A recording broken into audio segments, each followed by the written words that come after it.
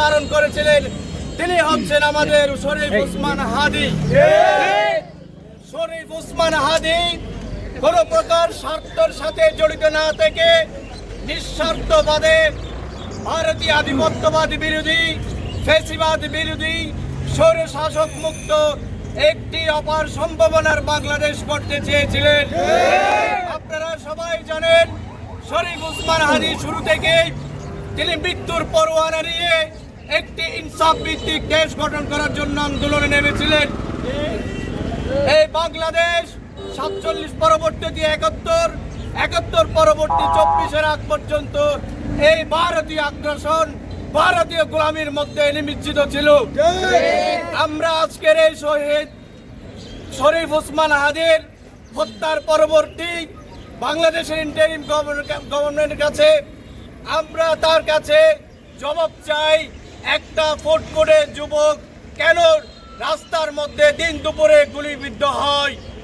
স্বরাষ্ট্র উপদেষ্টার থেকে জবাব দিতে হবে।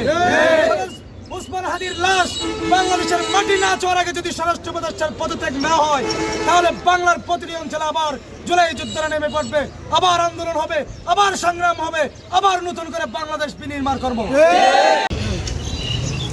আসলে আমরা বর্তমান বাংলাদেশের মানুষজন এমন একটা পরিস্থিতিতে দাঁড়িয়ে আছি, কোন মুহূর্তে কোন দিক থেকে বুলেট এসে আমাদের মগজ গুলিবিদ্ধ হয়ে আমরা নিথর দেহ হয়ে পড়ে থাকবো বলা যায় না। আপনারা দেখেছেন শরীফ ওসমান হাদী, যিনি ইনকিলাব মঞ্চ নামের একটি সাংস্কৃতিক মঞ্চের মুখপাত্র হিসেবে দায়িত্ব পালন করেছিলেন, তিনি কোনো রাজনৈতিক দলের সদস্য ছিলেন না। কিন্তু কার ইন্ধনে, কার ইশারায় সেই মেধাবী শরীফ ওসমান হাদীর মগজ আজ গুলিবিদ্ধ হয়েছে, সেই প্রশ্নের জবাব বাংলাদেশের বর্তমান অন্তর্বর্তীকালীন সরকারকে দিতে হবে। আপনারা দেখেছেন গতকালকে আমাদের প্রধান উপদেষ্টা আমাদের জাতির উদ্দেশ্যে ভাষণ দিয়েছেন। তিনি বলেছেন ওসমান হাদীর পরিবার তার স্ত্রী সন্তানের দায়িত্ব রাষ্ট্র নিয়েছে। আমি প্রধান উপদেষ্টাকে প্রশ্ন করতে চাই, আপনারা ওসমান হাদীকে ফিরে দেওয়ার দায়িত্ব নিতে পারবেন?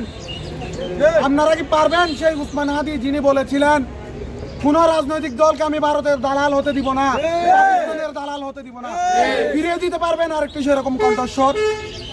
আপনারা ভিজা বিড়ালের মতো ভারত যখন আমাদেরকে পেঁয়াজ রপ্তানি বন্ধ করে দেয়, আমাদেরকে যখন কৃষিপণ্য রপ্তানি বন্ধ করে দেয়, তাদের হাতে পায়ে ধরে তাদেরকে মুরব্বীর মতো সম্মান করে তাদের বিরুদ্ধে, তাদের পক্ষে গিয়ে বলে যান, বাংলাদেশের বিরুদ্ধে অবস্থান নেন।